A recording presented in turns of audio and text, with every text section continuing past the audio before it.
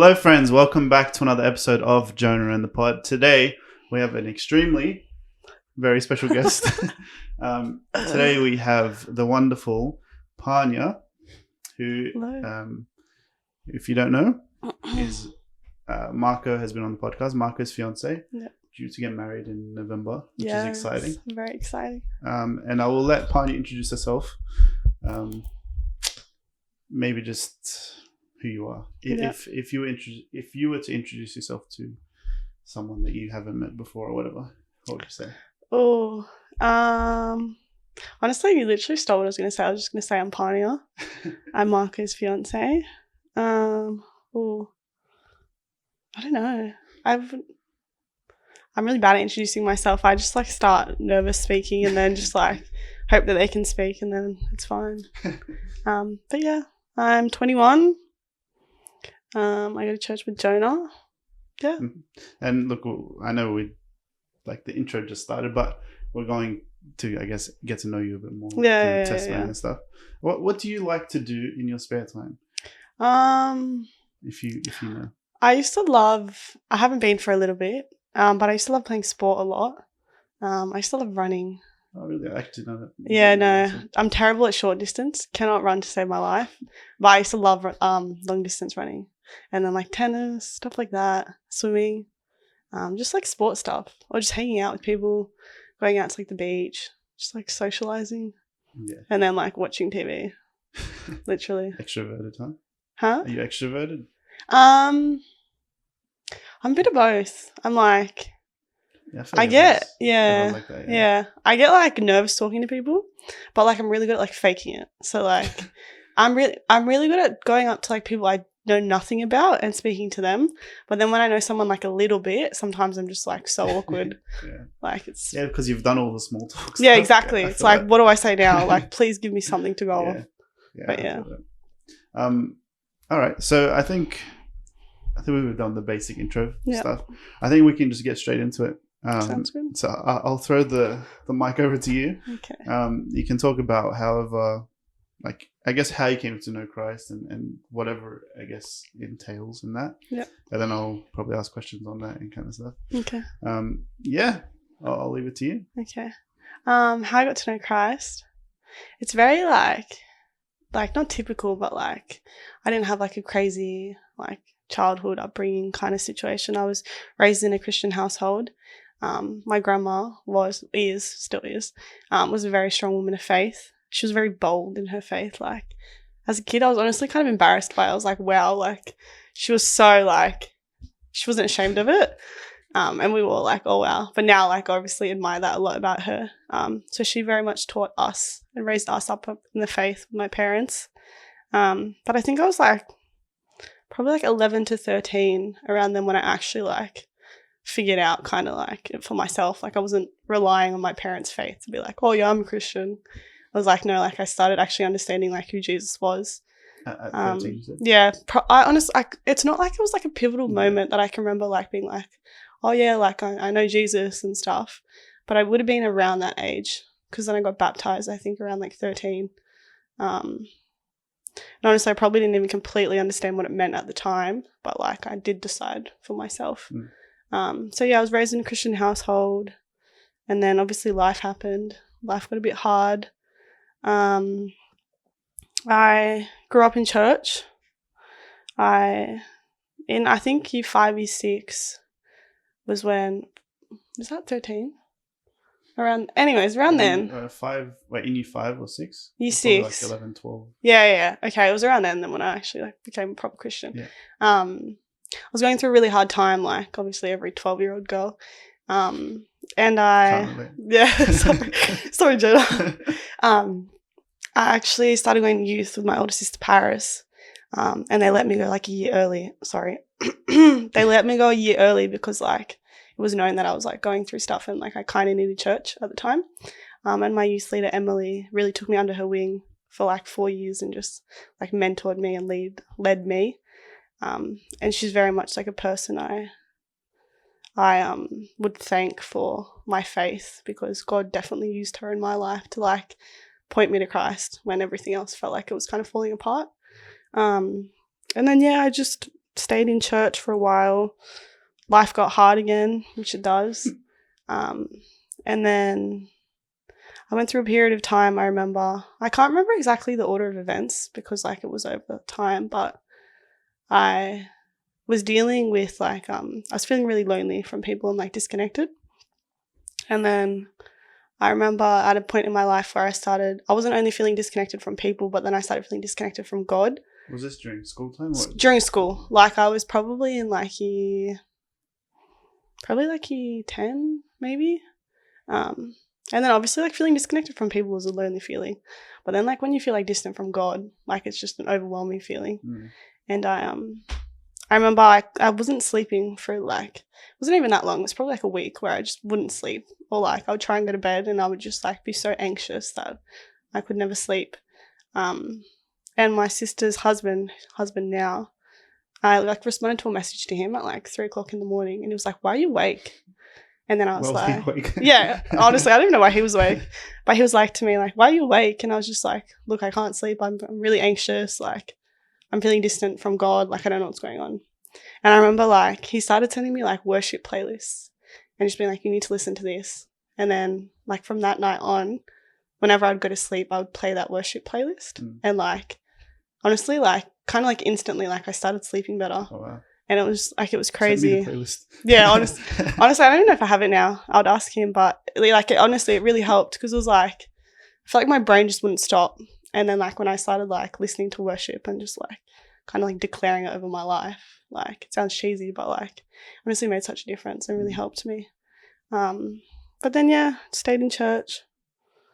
But definitely, like, struggled with feeling distant from God. But there was always people in my life who anchored me back to Christ and were, like, really good foundations to be like, look, I know life's hard and there's going to be trials, but, like, you can't have your faith determined by how hard life gets. Because I remember, this kind of tangent, but anyways, I remember there was this one teacher that I had growing up and she would always be like, she told this story about how she was feeling distant from God and she, like, went out and sat under a tree and was, like, started screaming or something and was like, "Speak to me." And then she, like, heard the voice of God or something. So I was always like, oh, I can do that too. Like, I'm going to hear God's voice and, like, it's going to be amazing and whatever. And, like, but it kind of got in my head because then, like, I'd pray for it and be like, "God, like, I need to hear your voice." And then it got so much in my head that I was like, well, I'm not hearing God, so, like, it's on me. Like, I'm not doing this or I'm not doing that or whatever. And then, like, it kind of, like, wigged me out a little bit and then, like, it, like, pushed me away from God because I was like, well, if you're not going to speak to me, like, it just, like, it wasn't good. Did you feel like it was your problem still? Like, sort of like you weren't worthy to hear God's voice, or was it just like God's not answering me because that's how you thought he was going to speak to you? I think it was a bit of both. Like, I felt unworthy being like, it was like, well, God's not answering me and it's because I'm unworthy. Like, maybe I'm not reading my Bible enough or I'm not doing this enough or I'm not, which was never what that teacher said. But, like, I just kind of took it that way. And then, like, after I had gone through those few things, like, with having people point me to Christ, like, it kind of came to the realization of, like, that was my way of hearing God, if that makes sense. Like, when I was going through things, it was so evident afterwards that God had put people in my life to, like, reach out to me or to connect me. And I was like, maybe, like, I'm not going to hear this divine voice of God being like, do this or here I am or, like, whatever. But, like, he was very much using people to, like, speak to me and encourage me, if that makes sense. So you sort of, what's the word? Like the effect of people. So it sounds like people have had a big effect on you. And Absolutely. I think we'll probably get into that a bit more. But was it like an immediate effect, or was it sort of a prolonged effect where it wasn't like someone said this and then it was just like a flick of the switch, or was it just like they're pouring into you was like you could see the fruit later on? I think definitely later on. It wasn't like I did say, like, it was kind of like a moment, but it was like, so it had happened so many times that then I kind of realized, like, because I was getting so frustrated being like, why can't I hear God? Like, he's not talking to me, after just constantly people speaking into my life and being like reflecting God to me was like slowly I started realizing like, hey, I don't need to hear God's voice directly. Like to be like, oh yeah, God's real, or like he's going to talk to me and it's going to be like this divine conversation of like me speaking to someone. But definitely over time, I think. So you mentioned that you went through like a couple of hard times. Obviously, we won't have to get into that if you don't want to. But you did say like you started going to youth earlier. Yeah. Because like, was it like a public thing that people knew, or was it just like your sister knew and she was like, let's just come with me? No, I get you. So my sister's 1 year older than me. So at the church I grew up in, it was like year 6 was when you could start going to youth. Okay. So she was like beginning to start going. And then I had grown up in that church, like my whole life. My mum had grown up in that church. So I was very connected. And then I think it was my mum, or I don't really know exactly how it happened, but like it wasn't public knowledge that I was going through stuff, but like to a small handful of people, it was more just like, hey, look out for her. Like she's struggling a bit right now. Yeah. And then that youth leader was very much like, I'll take her under my wing and like look after her if she can come to youth. And honestly, it was like the biggest blessing from God, because now like I love her so much, because like I said, she played such an important person and role in my life, because she was my youth leader from like year 5 to like I think like year 10. It's like 5 years of like leading and mentoring and yeah. I sort of want to get into the youth leadership, because I think we'll talk about that. But we'll get to that. But I'm just gonna ask some more questions of your testimony. So there was another time where you started feeling that distance from people, from God, and that kind of stuff. Do you think the distance from people was actually what caused you to be distant from God? Because it sounds like, not that you're reliant on people, but people have played a big impact on your life. So when you sort of felt like when you felt people are unreliable now, and you felt distance from them, do you think that was the reason, or like played a big part of why you felt distant from God? Yeah, I definitely think so.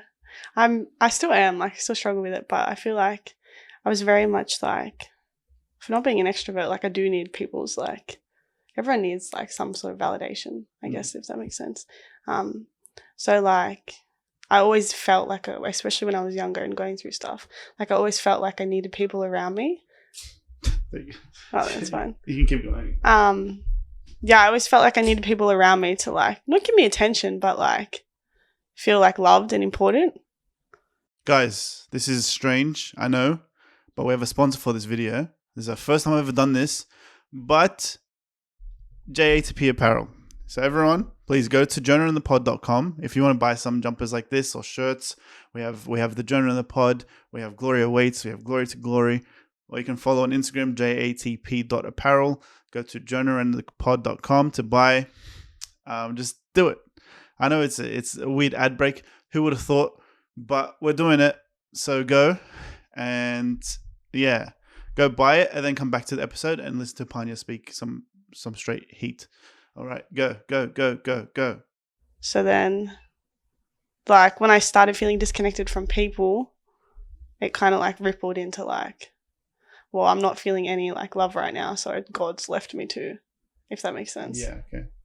Yeah, I guess, that does make sense. And it was actually people that helped you get out of that mindset? Yeah. Yeah, okay, that's cool. So that was school time? Yeah. So after school, did anything happen, or was it just like was it like obviously some tough times, and or was there any like major things that brought you close to God? Yeah. Again, you don't have to go. No, it's okay. I'm just thinking of like how much to share, because obviously like, it affects other people. Yeah. After school, I went through something, just with like people and people's opinions and stuff, and things that weren't the nicest were said about me to some people, and like I said, like I always felt like I needed the like love and validation from people, so that kind of shocked me to my core a lot. And then the same thing, honestly, like it put me in not a great place, and then that impacted my relationship with God, and I was just like, I I never doubted that God was real. Mm. I always knew God was real. I grew up knowing God was real. But it just felt so like my relationship was very shallow. Like I didn't have like a good, although like people were constantly pouring into me, I felt like I wasn't doing enough. Like I should have done more in the sense where like I wasn't investing enough time in reading my Bible, actually getting to know God. Like it was a very like surface level relationship with God. So then when things did happen, like it was very easy to like rock me on my faith. So then like after school when things happened, I again like I kind of freaked out. And then God used my sister Paris because she was going away for work at the time. And I just remember being in like a really bad place and being like, I don't know what I'm doing. I don't know what I want to do. And like just sitting with her and her being like, no, you know what? Like everything happens for a reason. God's got you. And like just honestly crying with me and like just holding me and being like you're going to get through it. Like you're going to be okay. And I struggled with that for months. And I was at Hillsong at the time, and I had like people pouring into me and being like, just being very vulnerable with people and being like, you know what, like people might think this about you, but at the end of the day, it's not what people think, it's what God thinks. And just being like, your life isn't determined by other people's opinions. And just pouring into me. Like I've been very, very blessed to have good Christian, loving people around me to like, when my faith probably needed a bit more like foundations to like pull me and be like, you can't let circumstances constantly like rock you and like freak you out. But that was after school. And then I met Marco. So I met Marco when I was like 18 and a half, 19. And then through Marco I started going to our church. And that was honestly God, like divine. Even just the way we met was kind of random. But I always I remember throughout high school, through primary school, everything, constantly praying like, God, I need good Christian friends. Like I need people around me. Because life's lonely and like you need people around you to pour into you, and constantly praying for it.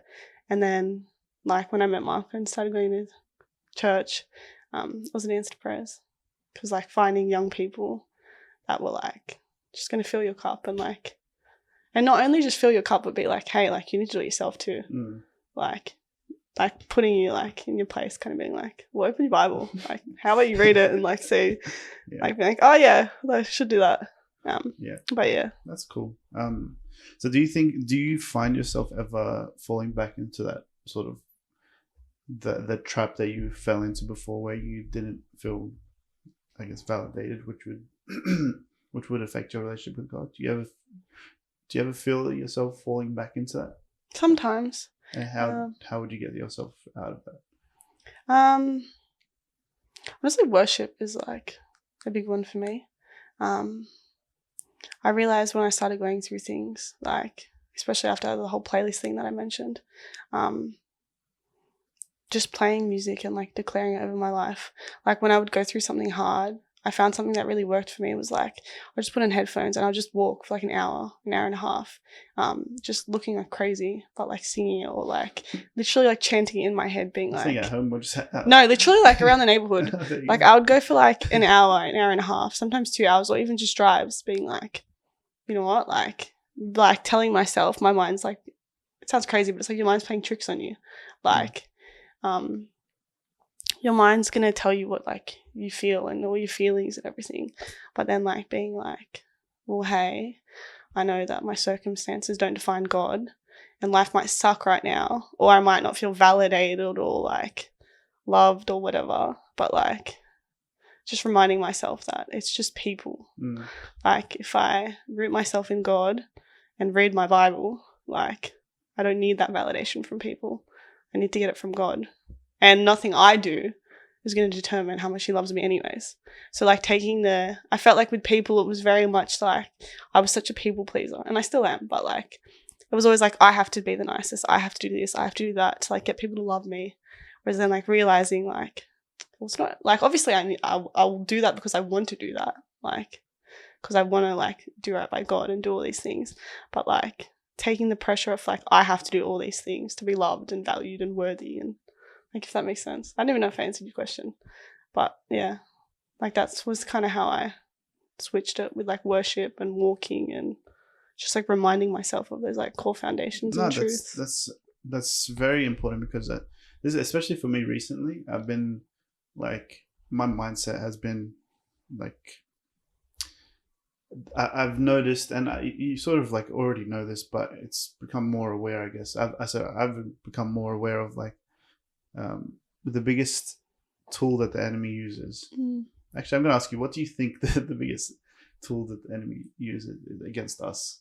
So the devil, Yeah. what would he use against us? What do you think his biggest tool is? But I feel like our minds. I don't know if that's the answer you're looking for, but yeah, like Like our what's going on? feelings. Like we think, yeah, like our feelings are all subjected in like all this random stuff. Whereas like if we anchor ourselves in the Bible, like it's easier not to be swayed. Mm. I would say our minds. Yeah, look, it's what I'm going to say is pretty much our minds, but I would say like he uses a lot of lies. Oh yeah, of course, Which, that makes sense. which it's sort of just like the bigger version Yeah, of saying yeah. minds. Yeah. And the reason why I say that is because like I mean we see in the Bible he even tries to lie to Jesus. He Yeah. uses scripture to lie just out of context, all that kind of stuff, and he's constantly trying to lie. And I think when I self-reflect, when I'm in moments of like not feeling close with God, it's like a lot of I thank God that I'm very self-aware and I self-reflect a lot. Yeah. Sometimes to my detriment, but that's okay. And I think what I've noticed, especially recently, is that when I'm in those times, it's because I'm listening to the devil's lies and not actually receiving or listening to God's truths. And you can, like, if someone was just spectating my life, like I just had a follower all the time. Yeah. I think it would be very clear to see when I'm not in my like in God's word daily. It's like, oh, Jonah's life is so much worse than what it should be. Yeah. Or if I'm not actually like hearing, I don't know, worshipping and that kind of stuff, it's like, okay, it's like Jonah's life is a lot worse, and nothing could have changed. Yeah. Like from the outside, but just from that alone. So yeah, it makes sense, and I think the validation that you were finding in people, and this is a thing we'll get into it, was actually from like actually coming to our new church. I've seen it probably more than ever where I've felt God's love from people more than anything, or more than ever before, and it's been like very refreshing. And shout out Bashad.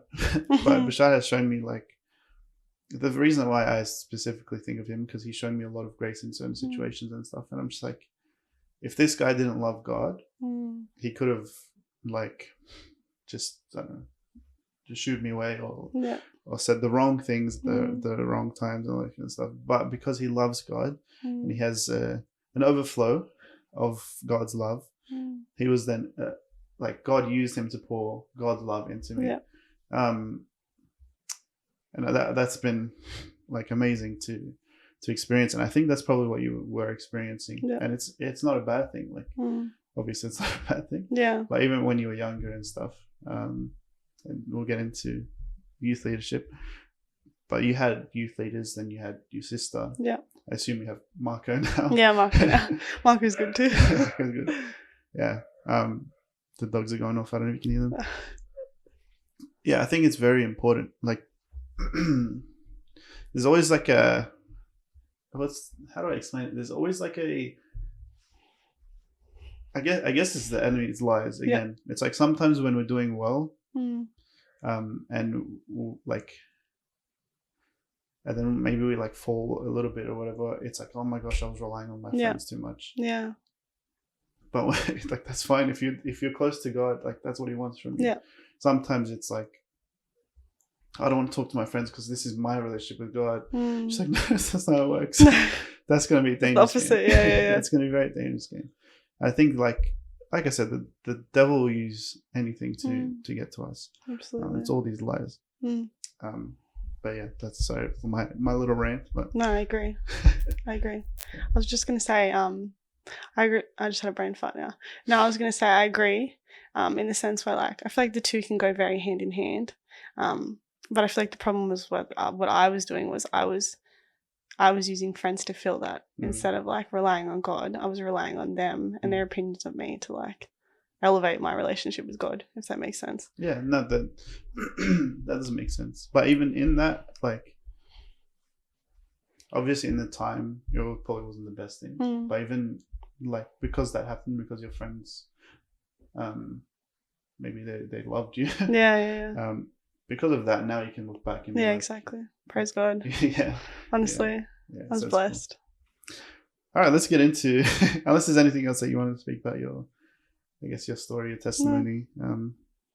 Let's talk about, I guess, youth leadership, or I guess maybe any form of youth leadership. But I think because you were, you were in year 65. I was in year 5 when I first joined youth. Yeah. So I have first and foremost a question. So say Lucy, what was her name? Emily. Where did I get Lucy from? My youth leader? Yeah. Yeah, Emily. Where did I get Lucy from? I've got no idea.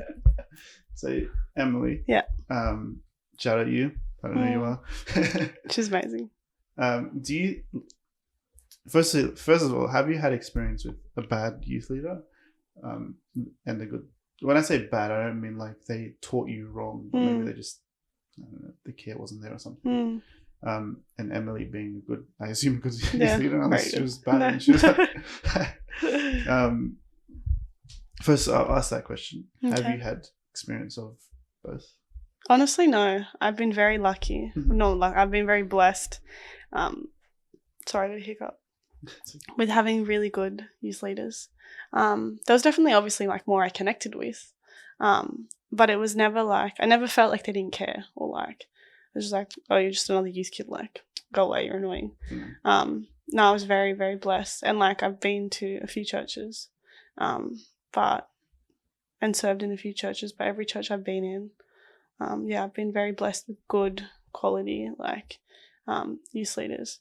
And even like how you say, like, not being taught, like, not being bad teachers, but even just like, good youth leaders in the sense where like when conversations might have got tricky, being like, oh, I don't know this one, like, let's go phone a friend kind of thing, and like just pointing me like to Christ in that way. I was very, very blessed with the people I had. Yeah.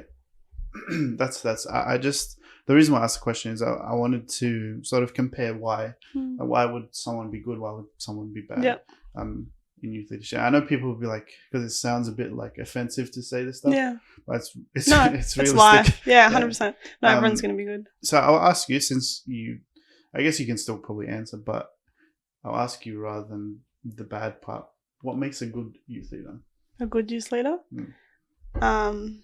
Someone who's real, honestly. Like, I remember one of the things I found most refreshing about her and just all my youth leaders was she was very, honestly, she was fun. Like, I'm just sitting here like bragging about her, but she was a good youth leader because she was very like real, and it was never like, oh, I'm higher than you, I'm better than you, like, I'm older than you, I'm wiser than you, like, you're a kid, you don't know anything. Even though I was in like year 5, just like a youth leader who like treats you like, not you're the same age, because you need that like distance of like wisdom, but doesn't treat you like you're stupid because you're younger, or like belittle you.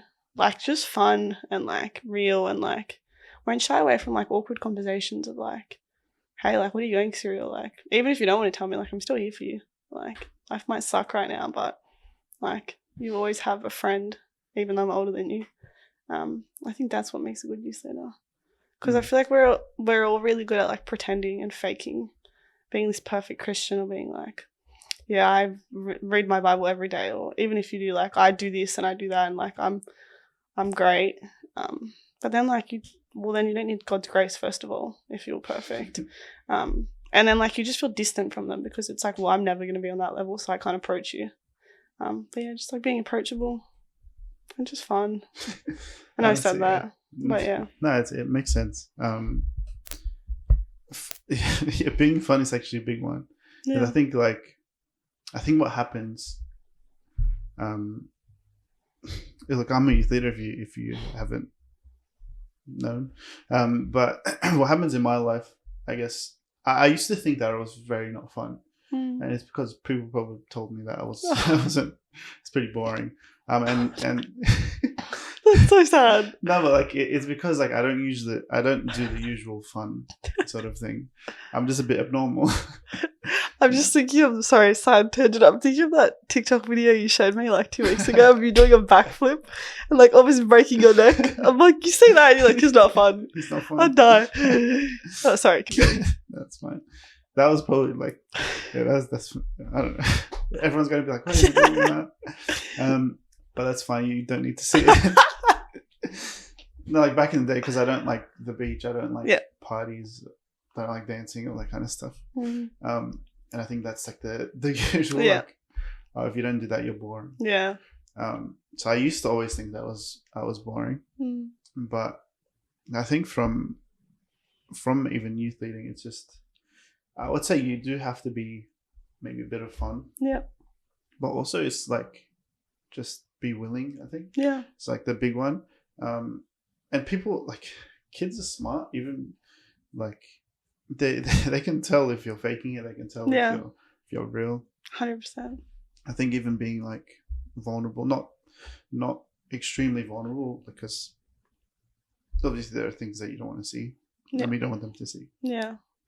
Or like they don't need to see. But being vulnerable and what it does, I think a big thing, maybe this is a guy thing, maybe you can correct me, but a big thing that that as a youth kid would see and probably be intimidated by is that, okay, all these leaders, all these people that are further ahead in their faith, they seem perfect, or they seem, well, maybe not even perfect, but like maybe it is just boring because they see the life with Christ and it's just like, oh, it's just reading and it's just praying all day, and it's like, first of all, you'll find the value in that as you grow. Yeah. But secondly, like, it's not just that. Well, it shouldn't just be that. Yeah. It's also like, there's fun to it. You don't have to be a moping Christian all the time. So there is extreme value in that. I think being fun is, it's funny because it's a big one. It's like the kids aren't going to relate to you. Yeah, exactly. They're not really kids. What do you call them? Teenagers. Yeah. I call them youthlings. Oh, that's my word cute. For them. Yeah, my youthlings.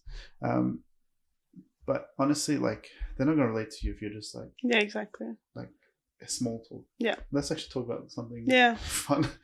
And they're not going to be vulnerable with you if they don't like get to know on that. If they don't get to know you on that fun level first. True. Like, because then it's like, this person's boring. Why would I speak to them? It's like, if you're fun, like, it opens those doors and those conversations of being like, okay, we've had our fun moments. Like, let's be real now. Let's like dig deeper and get past that surface level of like boring, if that makes sense. Yeah, no, that fully makes sense.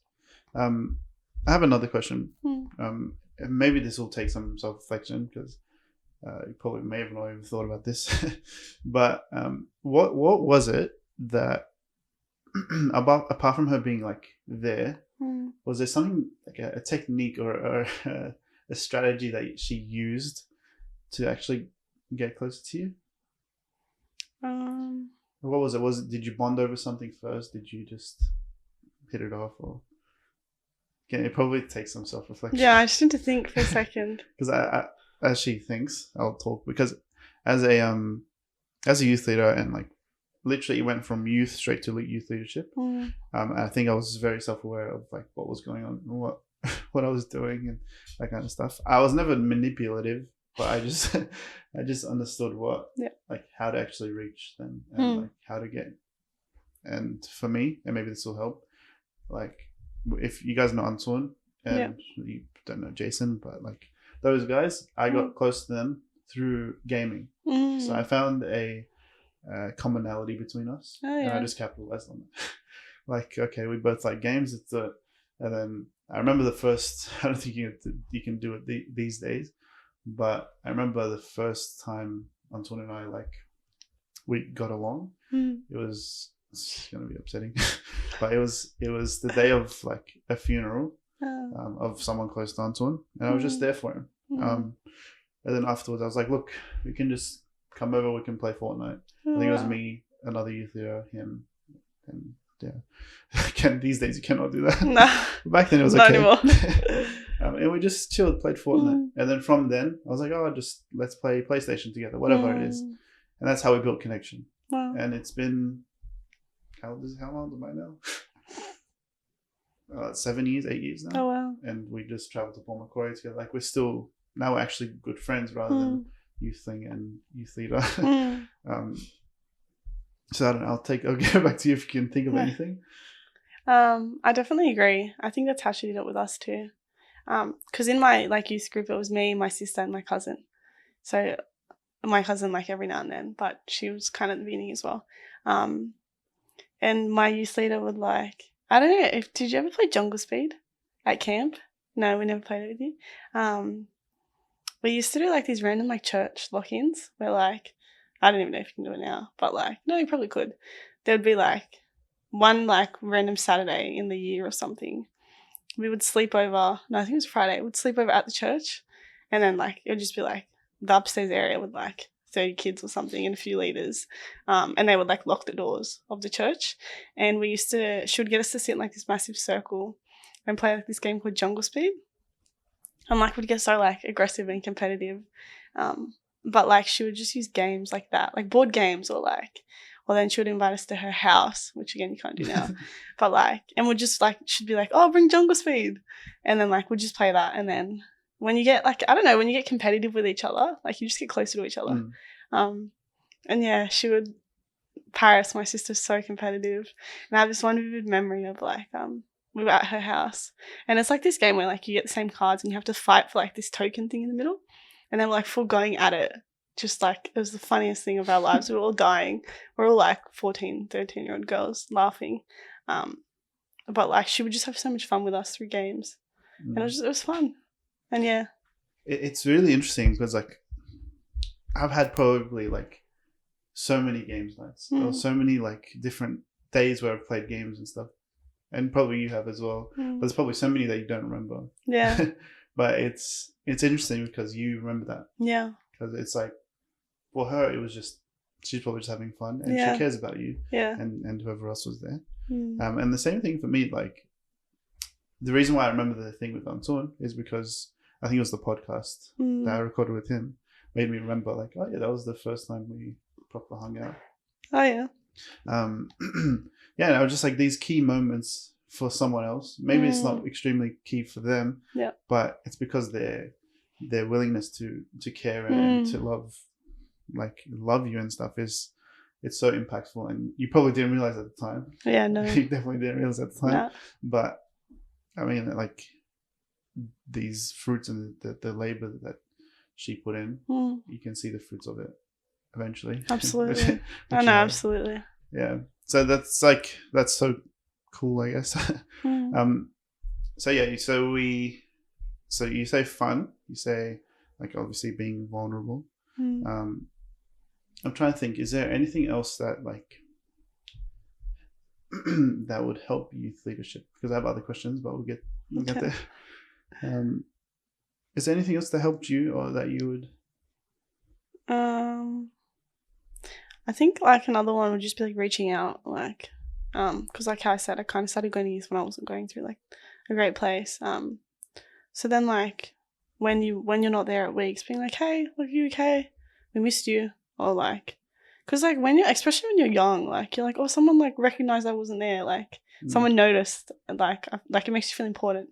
So just being intentional with being if you realize oh, this person didn't come, hey, I might just shoot them a text and be oh, hope you're all good, hope your week's good, or stuff like that.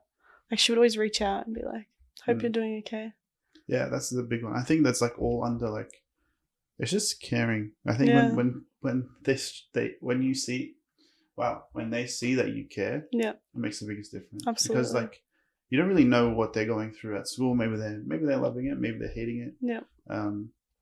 Maybe their family life isn't good. Maybe all they need is just one person, one maybe role model, or someone that they could look up to be hey, not directly saying this, but hey, I care for you, sort of thing. Yeah, and from that, I think there's another thing. Actually, I'll ask you about Emily. Not Lucy. Not Lucy. Yeah, was Emily could you tell that she was a solid believer? And if so, what was it about her life? Or was it just the way that she's leading? You could. And it wasn't necessarily like she would like say the right things, if that makes sense. But just how she acted. Like, you could really tell that she was grounded in her faith. Just by how she loved people, and like she was selfless in how she led people. That like, yeah, I would struggle that someone who wasn't grounded, like, they might just be a great person, but it would be so much harder to be like that and like Christ-like like that, if you weren't grounded in your faith, if that makes sense. So she was very much more of an action person over like words, if that makes sense. Yeah, that does make sense. The reason why I ask is like, because I was thinking about it, if let's say like there's a youth leader who like really cares for the youth, but their life wasn't representing Christ. Like they were Christian, but they would, I don't know, like what's the typical, like they would go party every weekend, they'd get drunk and whatever, smoke, swear, all that kind of stuff. Yeah. I'm thinking like, if they showed as much care, let's say as like Emily did, would you be as receptive to that? And I actually don't know the answer. I was just bringing that question up because I don't know. I don't think they would. I don't think so. Yeah. Especially when I feel like being younger, you'd be less likely to as well, because obviously, like, as well, I feel like, especially my mindset was like, oh, if you're a Christian, you're not going to do these things. So, which like obviously no one's perfect, but if people's actions aren't really reflecting what like the Bible might say about like how you should behave or what you should do or whatever, I'd be less receptive to like follow in that example or like have a great relationship with them, if that makes sense. Because like, yeah, I don't know. It's not that it's hypocritical, but like, you're gonna act like who you follow. So if I don't want to necessarily be involved in those things, or I don't think like maybe that's not the best thing for me to do, I'm not going to follow in that and be like, oh yeah, I'm going to go have a great relationship with them, because I don't want to take that. I'll go find someone who I'm like, oh, okay, I like that they're living this way. I'm going to go listen to what they say, because obviously they're going to sow that into my life and like lead from obviously an example, rather than being like, oh yeah, do this, but hey, I'm going to go do this every other day. If that makes sense. Yeah, no, that does make sense. I think this is interesting as well, because like young people, it's I think like the youth demographic, especially in like a church setting, they've either been invited from a friend that goes to church, or they're like raised up in the church. Yeah. Well, there's some other like anomalies, but not very common. Yeah. But those two are probably the main two. And I look at it and I'm like, if they've been raised in the church or they have like a Christian family, they'll see that stuff and be like, that's not good. Yeah. If I guess their friends probably in this same situation, but if let's say they're not raised in a Christian home, but somehow they ended up at youth, I think like even those people would know, like, okay, that's probably not good. Yeah. Why is that guy leading me, sort of thing? Yeah. It's weird because I think like, I don't really think about it until like right now, but even like that age group, it's probably just like in them to understand that stuff isn't good. Yeah. Maybe like obviously there's different circumstances, different people, but yeah, I think as a kid I would not be receptive to that. Yeah. And I've had some youth kids that were like they would probably go down that lifestyle. Even not even youth kids, but my friends, when I was in school, like they looked at me and they'll be like, Jonah, I respect you, and I want to be like, I want to take faith serious like that, like you one day, sort of thing. Even though they saw their enjoyment in partying and smoking or whatever that is, there's something admirable about it, even if they don't fully understand it. Yeah, 100%. So yeah, it's interesting, and I think a lot of mega churches. I don't have an issue with mega churches, by the way, just to put it out there, but I think a lot of mega churches, the issue is the connection between the youth leaders and the youth, or even the youth leaders and the leaders of the church. There's no like quality checks. Quality checks. I don't know what you call them. Yeah. So I have seen a lot of people that like to party and stuff, and they say they're youth leaders, and it shocks me. Like,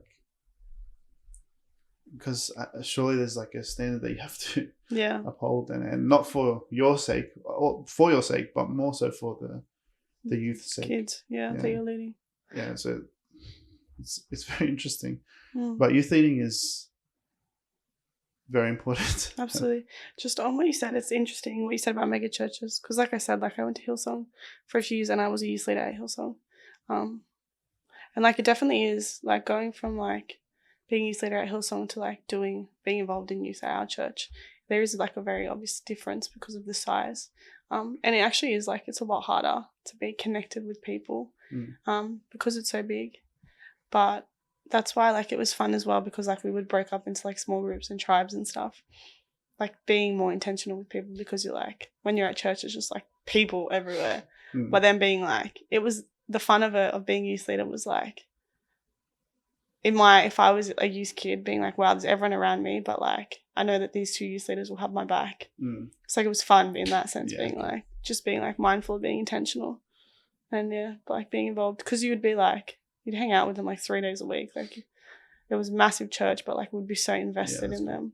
So I've never like experienced that really. Yeah. I just remember being in school. Yeah. And then my friends say that it was D groups. What are they called? D groups. Oh, RDG. RDG. That's yeah. RDG. Yeah.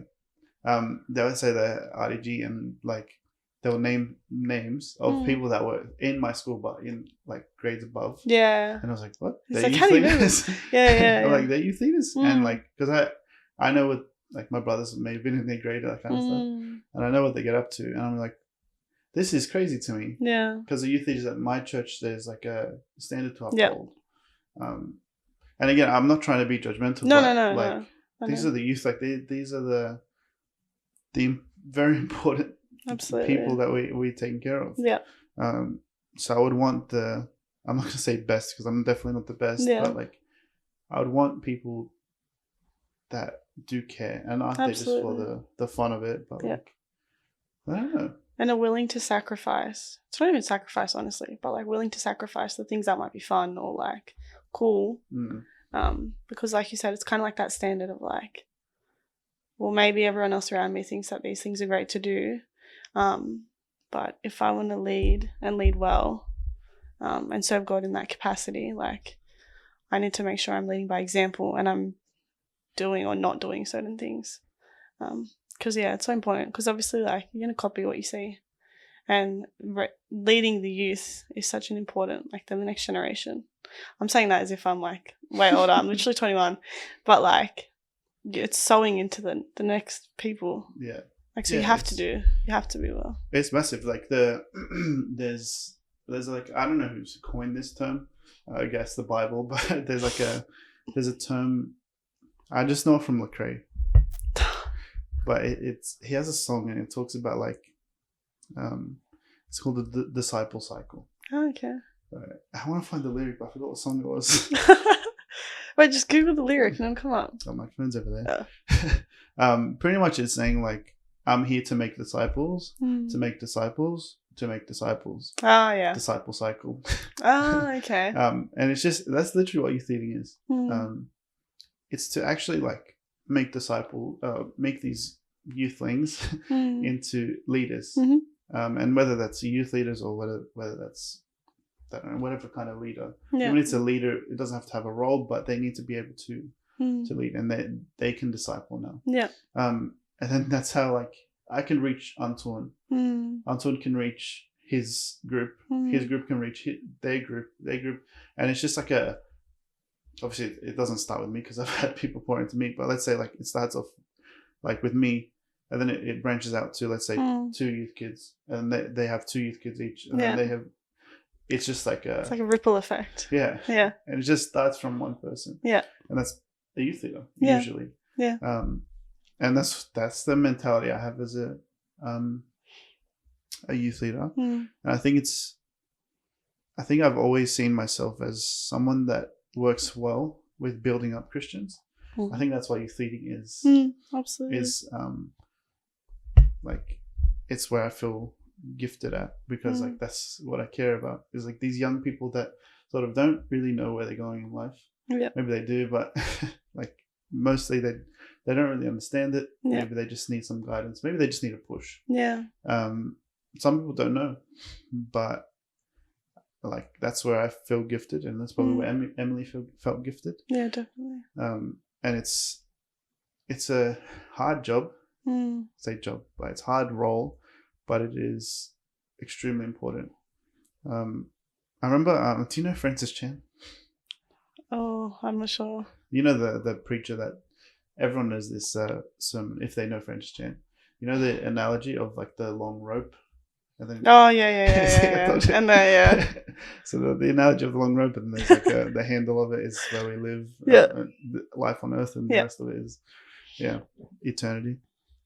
So Francis Chan, I remember listening to a sermon of his about youth leadership or just leadership. I think it was at a youth leaders conference, and he is like the pastor of the church at this time. I think he actually planted that church. So I don't know what you call that. He's a pastor, but it's like I know you mean. Church. Church planter. Yeah, he's a church planter.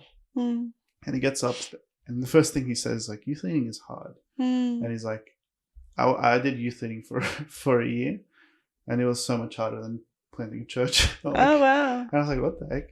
I think for him it probably is, right? For me it isn't, but for him it is. And he puts in this perspective. He's like, you have to take care of the youth kids, where they just like, I think back then they were a bit more energetic. I think youth kids these days are just a bit more. They're like, just don't care about life.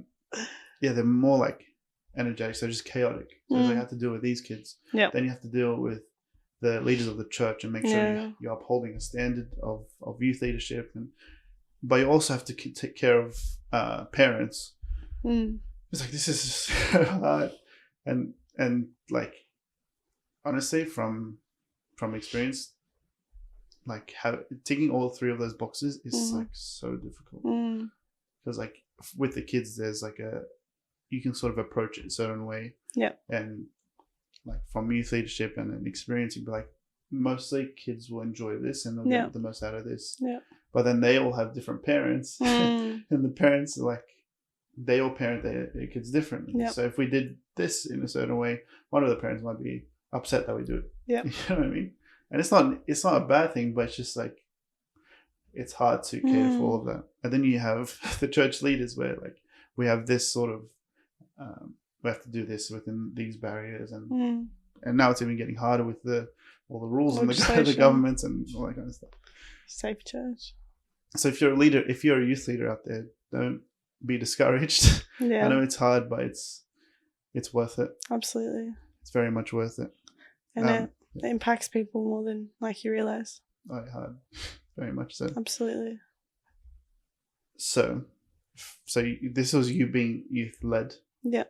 And you have done some youth leading at Hillsong, and you're starting now at our church. Do you think, firstly, do you have a passion for youth leading? Yeah, I do. Okay. I definitely do. Didn't want to project. No, I do. And do you think your passion for youth leading was because you were affected a lot by a youth leader? I think so. I think it was very much kind of like with you and Anton, like, because I had really good like youth leaders, that showed me like how impactful having a good youth leader is. I'm just like, I'd love to be that for someone else. Like, having good youth leaders in high school, like, it makes it sound like I had the worst school experience. I did not. I had a great school experience. But like, it makes life more bearable. Like, you have people that are in your corner, even if like maybe you're having a hard day at school or family's a bit tricky or whatever. Like, having those people that you see once a week, twice a week, being like, you know what, no, life's good. Like, I'm blessed. I've got God. Like, these people are sewing into me. Having that from other people definitely like made me be like, no, like, if I was able to be that light for someone else like I had when I was growing up, I'd be so happy. Like, praise God, it would be amazing. So yeah, I definitely think like because of people that it's kind of been like, no, I'd love to be involved in youth and like bless youth in that way. If that makes sense. Yeah. I think like that definitely makes sense. And I think that is probably why most youth leaders have become youth leaders. Yeah. But there's also the other side of things where like, this is probably a harder mentality to have and probably harder to get out of. But if you had bad experiences with, and not necessarily like really bad experiences, but like you just didn't have a youth leader that would pour into you, and you sort of realize like something that helped me is that I wanted people when I was probably maybe just out of school, so I was a youth leader, but I didn't have anyone pouring into me. As like an older man pouring into me too much, like, and I realized that I needed that, and I realized I needed friends my age and that kind of stuff. So what I ended up doing is I wanted to be that for people. That was something that made me take youth leading even more serious. That made me, I think there's also that avenue where, like, even if you didn't have a good experience in youth, or this is really anything in life, you actually can be the change that you want to see, which it's not easy, but it's very beneficial, very helpful, because I think you'll know what not to do, because you right now, like, I'm not saying just you, but in your experience you saw a youth leader that was good, so you know what to do, but you didn't really learn what not to do, but for people like that, they probably learn what not to do and not the things what to do, I guess. So it's cool dynamic, and we all called for different ways and different ways of leading and all that kind of stuff. It's very cool. Absolutely. Very cool. Youth leading is very important. And actually, funny enough, like a lot of my youth kids say a lot, but some of them, they're like, "Oh, I want to be a youth leader as well." Like, oh. And how cool! Like, it's like, oh yeah. Yeah, it's so rewarding. And something that you said about like, even if school was going poorly or whatever it was, you had your leaders. Like, we used to always say this to my youth kids, or even when I was in youth, even like my youth dynamic was very different, was very weird, because even when I was in youth, I still felt like somewhat of a leader. Because when I was like in year 9, year 10, I was like the oldest youth. So I was like, I still felt like a leader. That's probably why I just went straight into youth leadership. So even when at school, like, we did Bible studies with the youth kids. And youth kids, I was a youth kid, you know what I mean?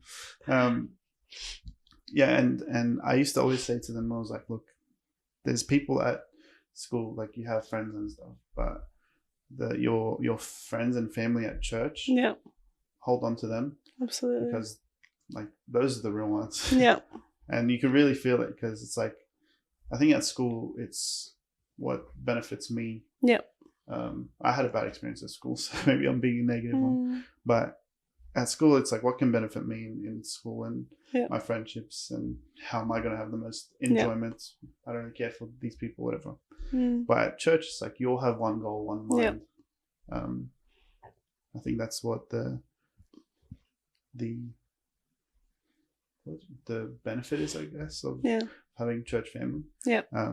Because like you said, if things are going wrong outside of like just outside of church, once you go to church, like, oh, life's not so bad. Literally. Okay, have a God that loves me, I have family that loves me, I have people that love me. Probably in that order as well. You'd hope so. I'm trying to think of any other questions of youth leadership. I feel like I've rambled so much. No, you're good. I get really passionate about youth leading. I love it. I really do. Absolutely. But is there anything that you... I don't even know. An hour. Oh, really? Wow. Yeah, everyone has that same reaction. Oh. I was so stressed before we started. I'm like, oh yeah, I can talk. Yeah, everyone has that reaction. Is there anything that you wanted to speak on, maybe specifically about youth leading, or anything else? I was going to say something, and then my brain just... Sorry, I'm rambling. No, you're good. Just cut me off. You're good. No, see, I ramble too. I was going to say what you're saying about how, like, wait, give me a second. I need to... It's okay. I was just gonna say, like, kind of how you're saying about how we're both saying about how, like, when life's kind of falling apart outside of church, it's so important to like, well, you know what, like, life's good, God's good, I've got church, but even like it does go into youth leading as well. But like that's why it's so important to be,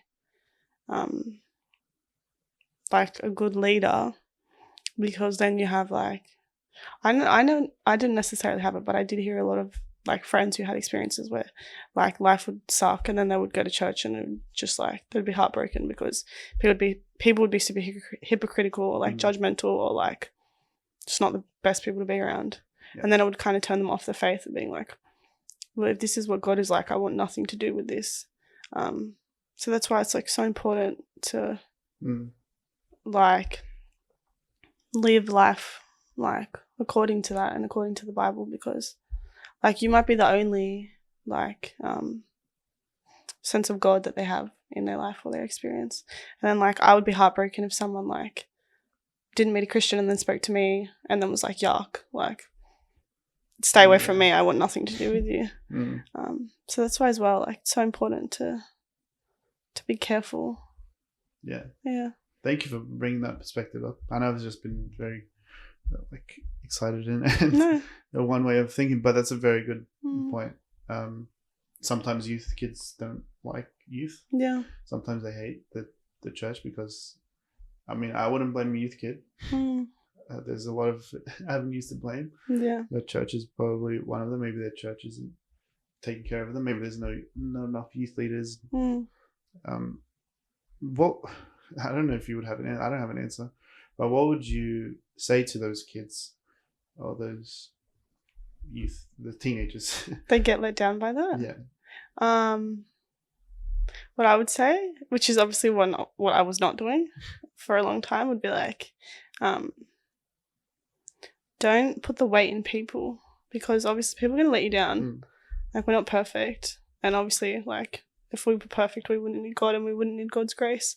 But don't let, sorry, my voice, don't let a bad experience with a Christian or a church, like, deter you from it, because there's a lot of great churches out there. There's a lot of great people out there. And you're always going to have, like, the bad bunch, unfortunately. And, like, it sucks that Christianity has that. But, yeah, don't just, like, have one interaction, or even, unfortunately, if it's multiple, and they'd be like, nah, yuck, like, stay away from me. Because, like, you're never going to find anything that fills that spot or that void. And just keep going, because life's hard. And, like, life can suck sometimes. But if you find good Christians to surround yourself with, it's a lot easier. Yeah. I like it. It's my wisdom, I guess. Honestly, it's very hard for, I guess, even like a youth kid to hear that. Like, it's going to be probably going to mean a lot, or it's going to mean nothing. Because it's like they're a youth kid, they just want to have fun, whatever. Fun is a big one. Yeah, but that's very, very true. It's interesting because God has created people to represent Christ, and for us to have relationships with people. Yeah. It's very hard when that breaks. Like when something like that breaks, it's like it's either gonna. I say this about. Do I share this? Yeah, do it. Just do it. I say this about like. Okay. I say this about like potential partners. Yeah. Obviously, I say it about girls. Yeah. But I say like a good girl will build you up to be something that is fantastic. Yeah. A bad girl will destroy you. Yeah. And it doesn't matter how like, and it's like temporary. Depends who you are, I guess. Yeah. And it doesn't have to be a bad girl. I'm back to just keep going. You're good.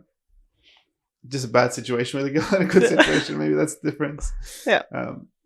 Yeah, it could either build you up to be like just amazing, or it can destroy you. It can literally be the root of all sin, I guess, because Adam and Eve. There's a bad experience with a girl. I actually blame the man in that situation, but that's a whole different thing.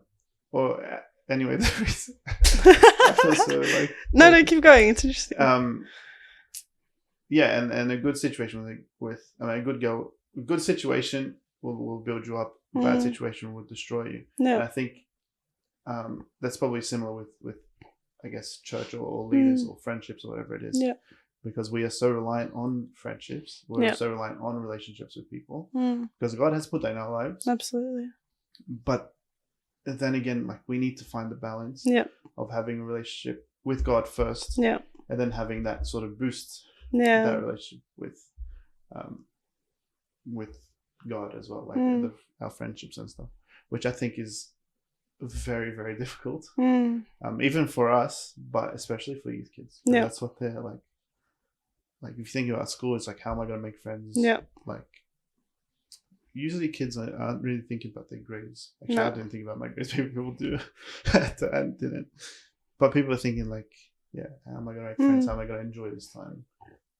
And then how am I going to get through all the studying to actually enjoy it? Absolutely. So I think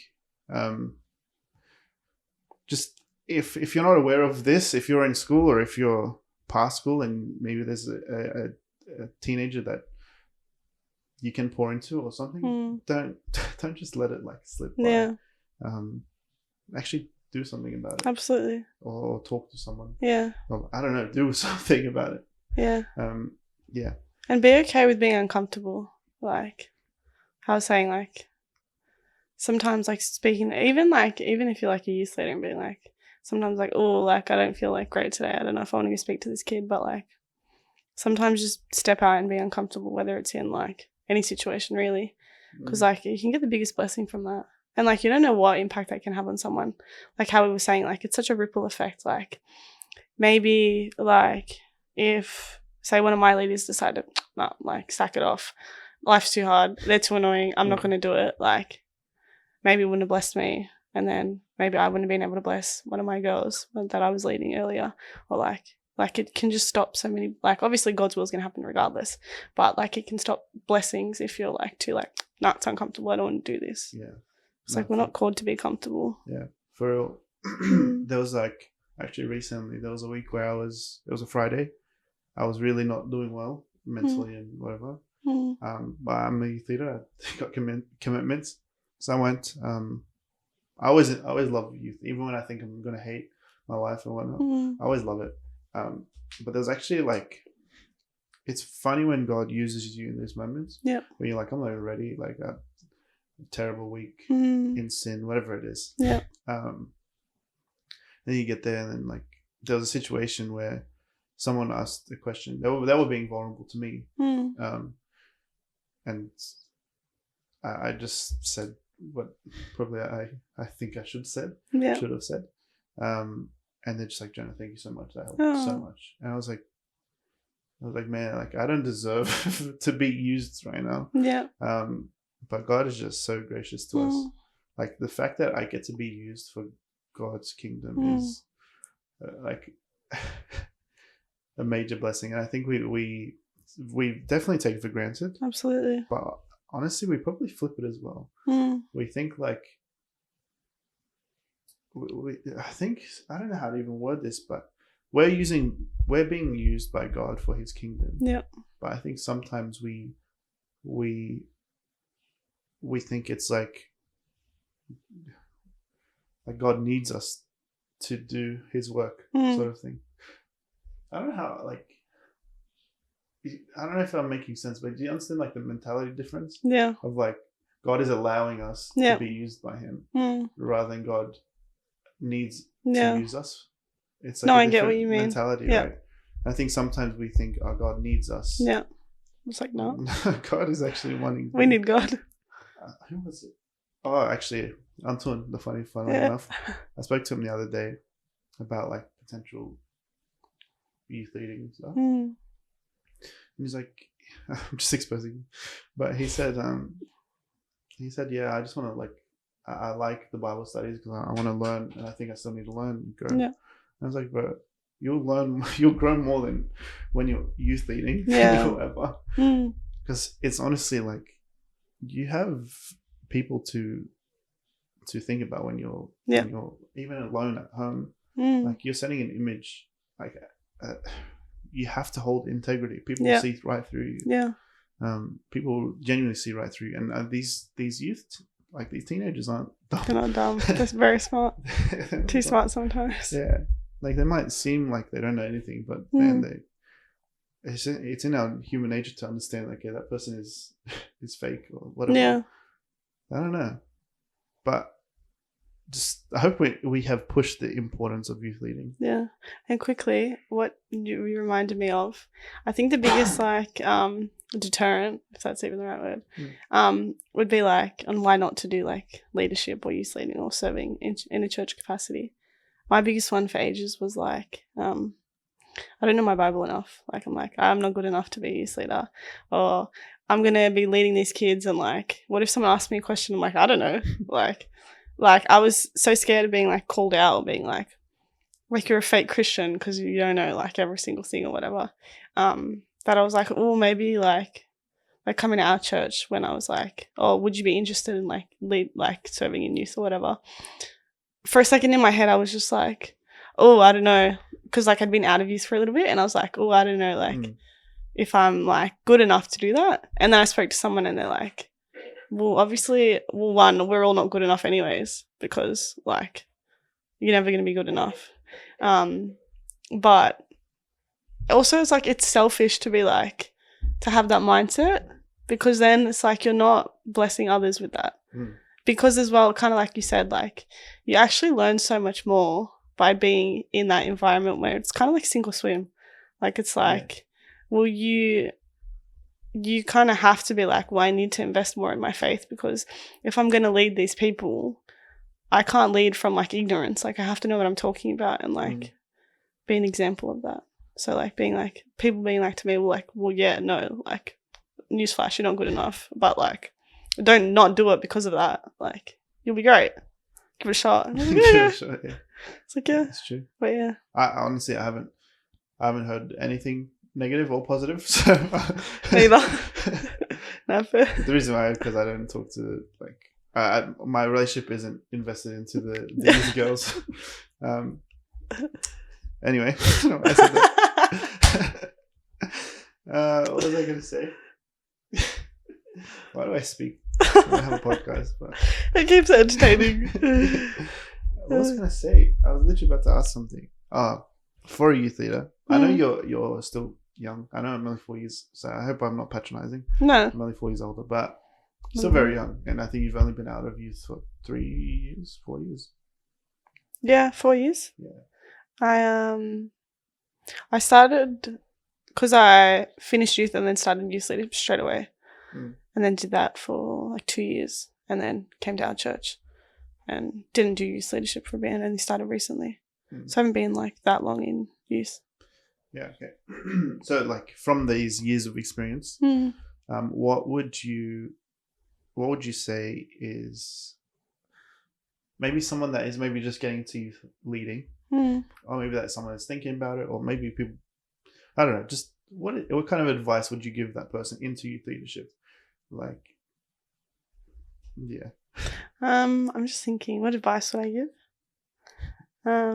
Kind of like what I said before, like don't not do it because you're scared that you're not good enough, or you're scared of being uncomfortable, and like just put yourself out there. Like it's so rewarding, and it's cool because like you get to be an example for people, and like you get to be real. Don't be like, don't go in and have your nose in there and be like, oh yeah, I'm older than you and I know what I'm talking about. Like just go in and be willing to be like, oh yeah, I don't know the answer to this, but like, hey, let's go ask this person. And like just have fun with it. The amount of times I do that is funny. Yeah. I'm like fatty. Like phone a friend. Yeah, literally. Like let's go ask him. But yeah, not like using that to be like, oh yeah, I'm not going to do this. Because then you're not going to do anything, honestly. Like, we don't know anything. So like you just, you'll be stuck. Yeah. The cool thing is you have more experience than them, like in life. Yeah, like, exactly. Mathematically. You'd hope so, being older. Yeah, you have more. So like most of the things that you've gone through, most of the things that they are going through, most likely school related or family related. Yeah. And we've all been through school. Yeah. I think. Basically. And we all have some form of family, whether it's broken, whether it's not. We all know what it means to have a family, whatever. Yeah. So we actually understand like what they're going through. Yeah. Sometimes, obviously, you have like people that are going through things that you probably can't understand. But even then, you just refer them to someone else. Yeah, exactly. Because you don't have to understand, honestly. Yeah. And like that's why you need a group of people, anyways. Because it's not like I'm going to solve everyone's problems. Yeah. But the amount of times I tell my youth kids, like, I don't know, like, literally on Thursday, I think they asked me a question, and I was like, honestly, like, this is more like a fatty conversation. Ask him that question, and I don't know if they did it, but yeah, but you know what? They are refreshing for them, being like, oh yeah, like, cool, like he doesn't know everything. Because then they're like, it'll discourage people from like talking to you, because it's like, well, then I'm gonna look like an idiot because he knows everything and knows all the answers to everything. So, but then when you're like, look, I don't know, it's like, oh yeah, cool. Like, see, who cares? I don't know either. Yeah. Like, I'll go ask someone else. Yeah, legit. Yeah. And another thing that I would add on top of your list is like just train so loud. I don't know if you could hear the train, but it's so loud. Yeah, another thing that would add to you, like what you said, and I thought it just sort of builds it, is no matter who you are, no matter if you're, I'm not a super bubbly person.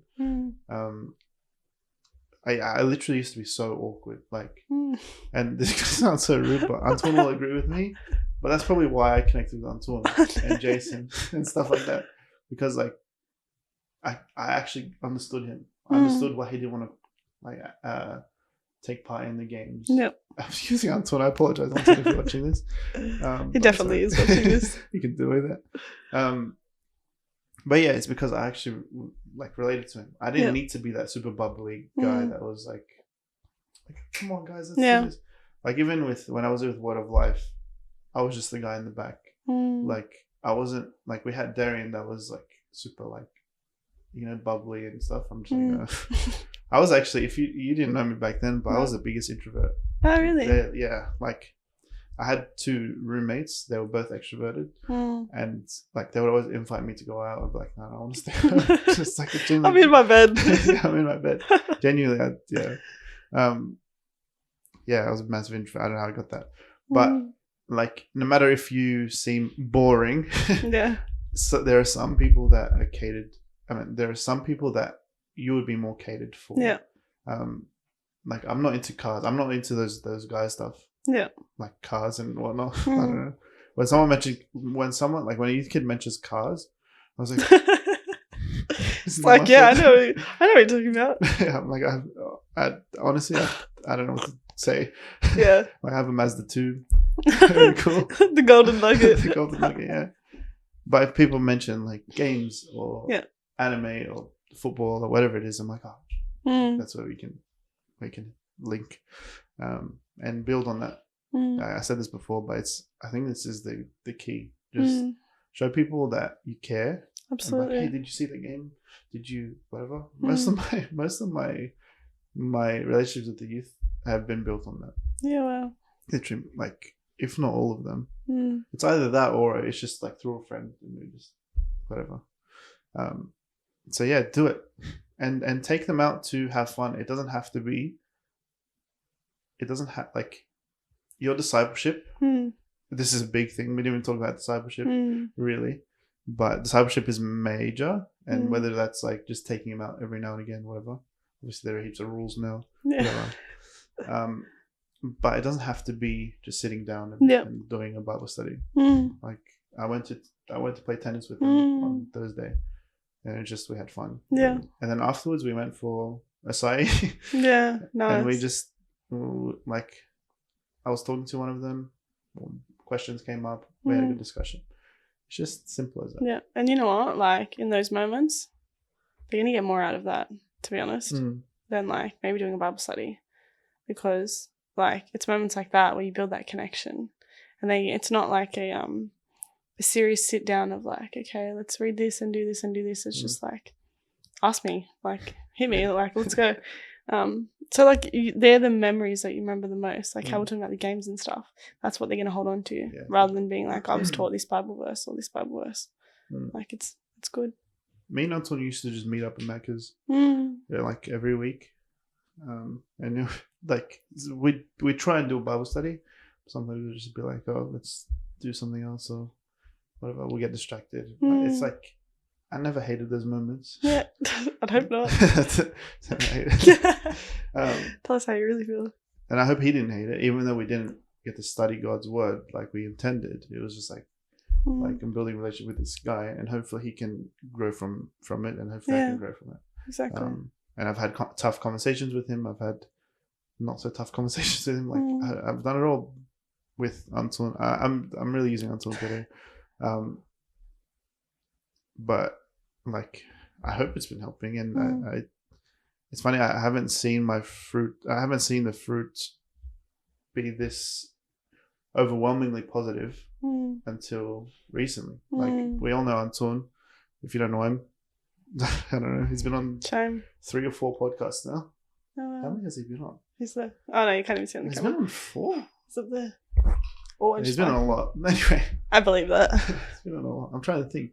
One, I'm going to recount it real quick. He has he's had a solo episode. He was on the men's episode. Yeah. The merch one. Yeah, he was on last week's one, and he was on one with Marcus. So 4 episodes. Am I missing one? I think it's 4 episodes, and that's second place, I think. Who's first place? First place is Marcus and Fadi. 5. Okay. And then I don't know how we got to this. Yeah. It's funny because Anton has probably said in those 4 episodes less words than anyone else. I believe that. Anyway. Sorry, Anton. I just call this Anton. Anton's episode. Anton and Emily. Anton and They're the 2 people we keep talking about. That's right. Yeah. But youth leading is extremely important. I hope we've stressed that. I think we have. Yeah. There was something that I wanted to bring up, and it keeps in my mind. So it's probably not meant to be. As soon as we finished it, she's like, dang it, that's what I was going to say. Yeah. I'm like, oh. Because it was like many times that I was going to bring it up. There was something you said at the beginning. I couldn't tell you. It was a while ago. Is there anything else that you wanted to talk about? Anything else you want to bring up? We've been going for an hour and 20. Have we? Yeah. I can't think of anything. That's fine. We can call it there. It's going to really annoy me afterwards. Yeah. But what I always say, if I forgot what I was going to say, it's probably not important. So it's good. Half of the things I say isn't important then. I always forget. I have such a goldfish memory. Anyway. Okay. Oh, my head. Guys, this is a Monday night. What's the time? And it's late. I don't have my phone. Oh, no, I do. Wait, hang on. Also, we're repping the merch. I didn't even mention it. Actually, I'm going to add an ad. I'm going to record an ad after this. I stole Marco's. This isn't even mine. It was in his cupboard. Don't admit that. No, I didn't steal this. It's mine. No, I'm not going to lie. It's okay. Yeah. I'll put an ad. Do you watch podcasts much? Not really. Yeah. I started to listening to them when I drive. Yeah. But in a lot of podcasts, they would just cut random. It's so annoying. Oh yeah, no, that drives me insane. Where they're like, "Oh, shop now, blah blah blah," and he's like, "What?" And then it'll go back to the point. He's like, "What?" And I'm gonna do that for this episode. Yeah, do it. Just cause. It'll be fun because I've never done anything like that before. Anyway, I hope you enjoyed the ad. Yeah, I think we're good. Thank you for Panya. Thank you.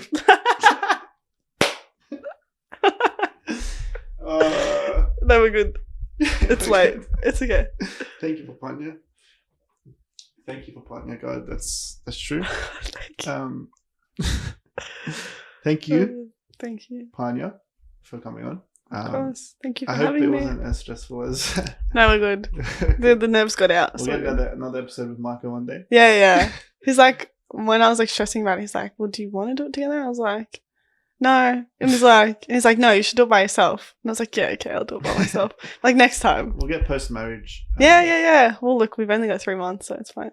Yeah. In 4 months we can post-marriage mortem. Yeah, we're still in the cooling off period, according to Marco. It's okay.